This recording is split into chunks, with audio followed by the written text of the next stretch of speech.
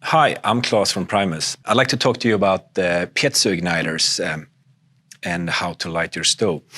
Many of our stoves comes with a Piezo Igniter. Here I will show you on the Light Plus stove. They are extremely handy and useful to light a stove. It's just a click and a few minutes away you have hot food. So what do I do when it doesn't work? The first thing you need to know is that there are many ways that the Piezo Igniter can fail.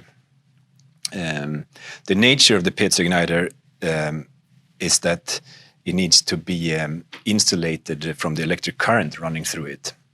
That means we cannot use stainless steel like we use in the rest of the burner. At the top here, you can see the white part, which is a ceramic part. That is to withstand the heat, but ceramic is much more fragile than stainless steel. And if you drop your stove, there is a risk that you actually damage the ceramic part. When it might become an invisible crack, but it doesn't work, it doesn't insulate anymore. Let's go through a few tips and tricks on how to determine what is wrong with your igniter. The first thing you need to be sure about is that it's all dry. It's very common that in the morning after a night in a tent, you left your stove outside in the rain, maybe even. Then it won't work because it's all wet and the spark is not insulated.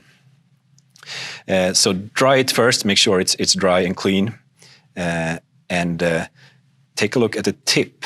It should be bent down a bit, so it's hovering about 3 millimeters above the burner surface. And try to adjust it up or down, push it a few times, and hopefully you get a spark then.